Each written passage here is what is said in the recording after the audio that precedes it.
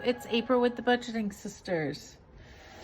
You're probably looking at the screen and saying, what? That's not her savings challenge binder. What is she doing today? And that would be correct. It is not my savings challenge binder, and I am doing something totally different today. So I thought that I would chat with you why I cut up these spending trackers that I like to use. So before we get started, I'm April with the Budgeting Sisters. This is my sister and I's YouTube channel to mark our journey to becoming financially stable, following a budget, setting our intentions for our budget, and for me, getting out of debt. I started with $103,000 worth of debt in October 2022, and I am currently in the low 90s for debt balance. My goal that I set last October would be to be at not 20,000. Gosh, I wish. My goal that I set last October was to pay off $25,000 worth of debt by the end of 2023. So I still have about $14,000 to get there. So it's a long road, that is for sure. But I'm going to come as close as possible. So if you like this kind of content, like and subscribe to our channel. Today, I'm going to talk to you about an article that I found on mintintuit.com. We'll link it down in the description of this video.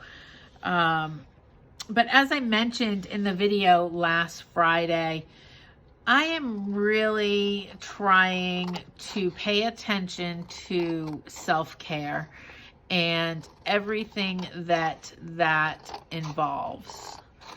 So last week, I talked to you all about an article that I had read about cheaper, low cost self-care things you can do for yourself.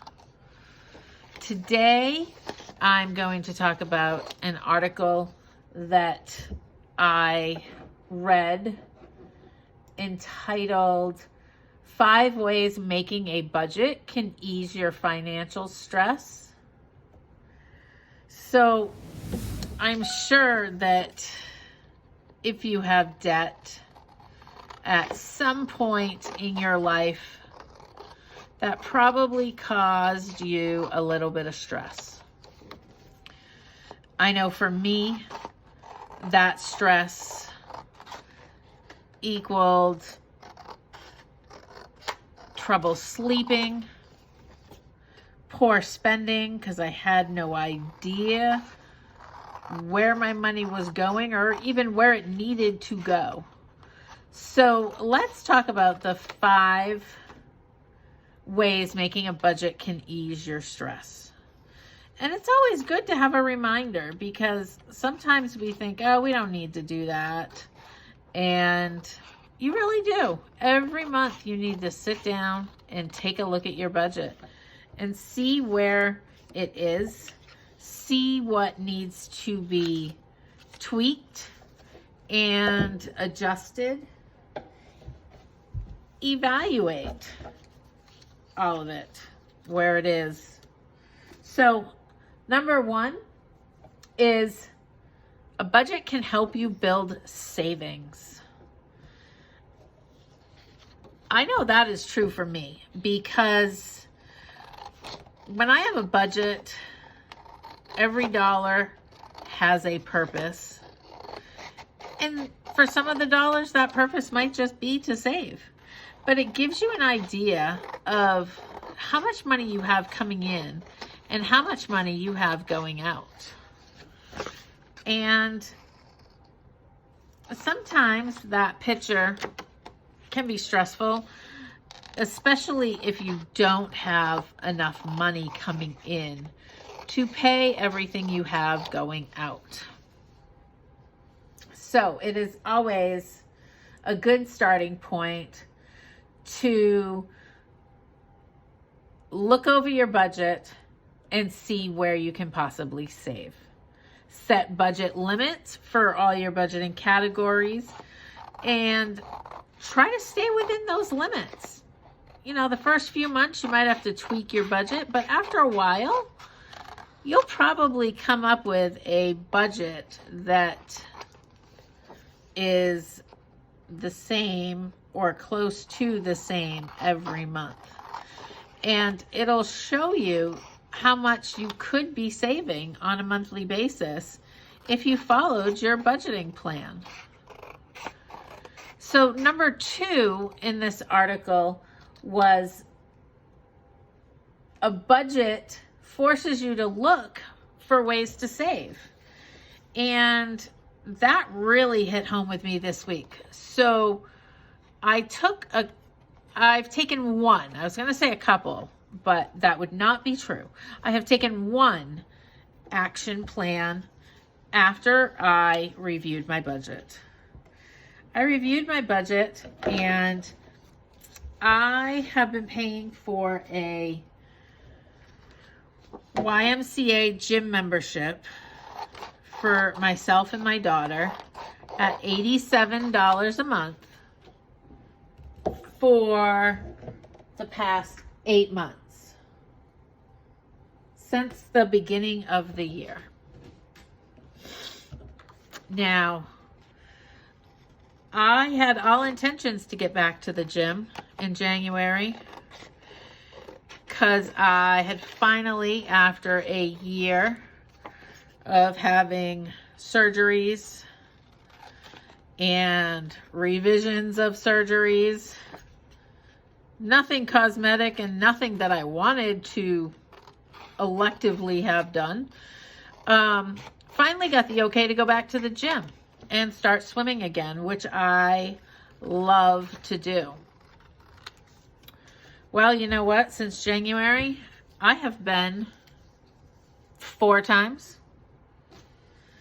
And my daughter goes all the time. So this morning when I was out running errands, bringing all of my donations from the Liz and Les Let Go or O, I stopped at the YMCA and I asked the lady, I said, you know, can I drop it from me and my daughter to just my daughter? And she's like, yeah, sure, no problem. And that change was effective immediately. And it saved me, if I remember the number correctly she gave me for my new monthly amount, it should save me about $21. So that was a great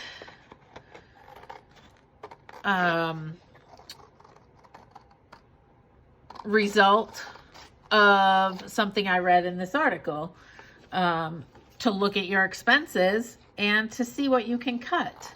Another thing I looked at and am still weighing out my options is my Netflix. I pay for the highest Netflix account so that 4 people can watch Netflix all at the same time in my household. Well, I'm a household of 3, and yes, my daughter and my father watch Netflix all the time. The only time I ever watch Netflix is when I'm watching it with my father.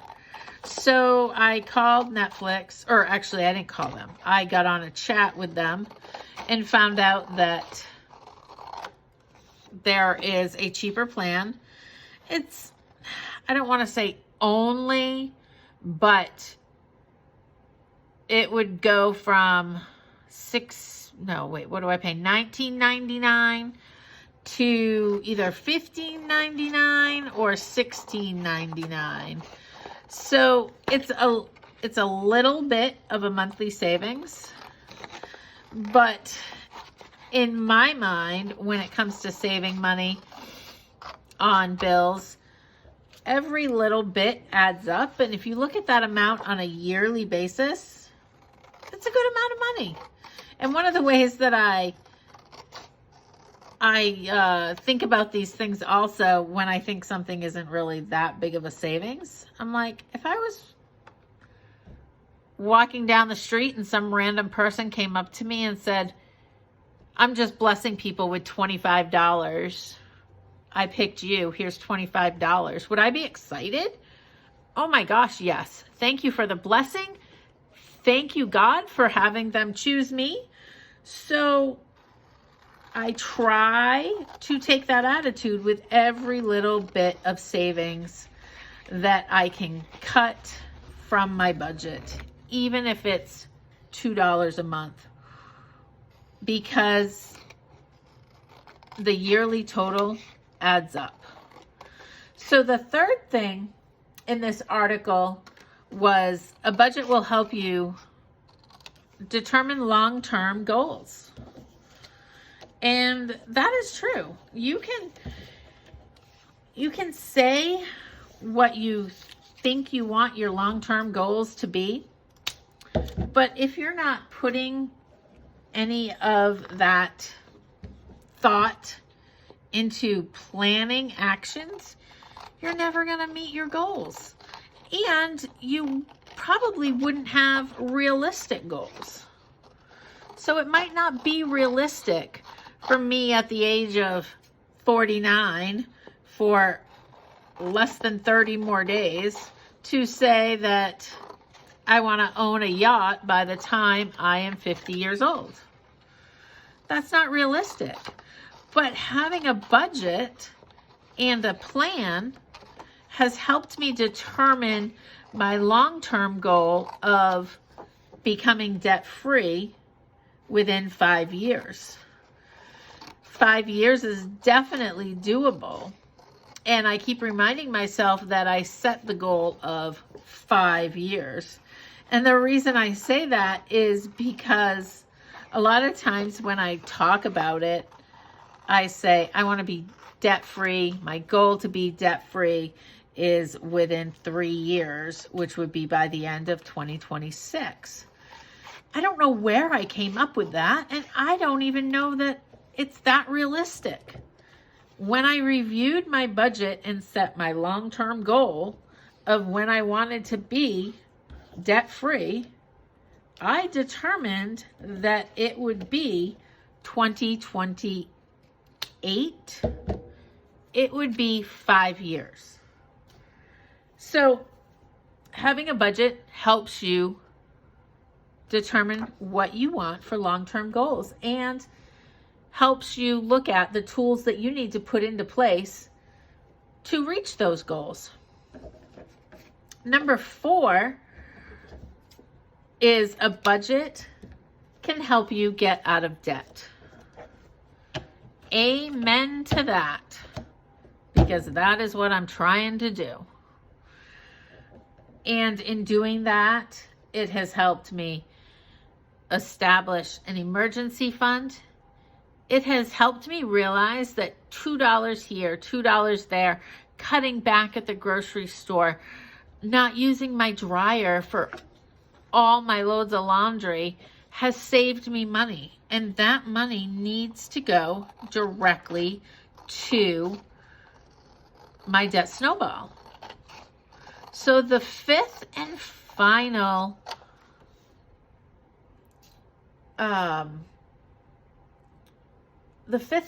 way to help relieve financial stress is to build the budget, which then helps you develop self-discipline. And self-discipline is not that easy for a lot of people, especially people that are in debt. I feel like I wouldn't be in debt if I had self-discipline. You know, I wouldn't have had a spending habit outside my means if I had self-discipline. So having a budget, following that budget, doing savings challenges, and actually having cash in my house that all has a purpose and a name and a place for it to go has created so much self-discipline for me. To me, the money isn't even there. And I don't know why, but for some reason, having the money in my house in envelopes that are labeled for something is harder for me to touch than if I know there's extra money in my checking account. If there is extra money in my checking account, it gets spent. And I'm working on that. I usually don't keep extra money in my checking account, but I follow a YouTuber by the name of Kate Caden, and she has what she calls a budget buffer, and she keeps it in her checking account in case something unexpected goes through by accident. She has a buffer there to take care of it. Like one time the mortgage company by accident took out the mortgage twice for her, and she didn't have to worry because she had the budget buffer. So a couple months ago, she did a challenge to see if some of her followers could set up a budget buffer. And so I was like, of course, let me try that. Yeah, I tried it, and I spent the money the next month. And I'm not really sure why I had such a hard time with that. Oh, I guess these are all different colors. There isn't too many duplicates. But so creating a budget, following it, really helps create self-discipline. So I hope that these 5 ways making a budget can ease financial stress was interesting to you. These trackers are free on the Budgeting Moms website. If you go to the free resource tab and put in your email address and join her newsletter, I think you get access to savings challenges, budgeting trackers. So what I am using these for is my debt snowball and the debt that I am focusing on right now. And I keep it right on the side of my desk in this little pocket over here so that I'm reminded of my goal and what I am focusing on. I hope you guys are all having a wonderful week, and I will catch up with you again on Friday.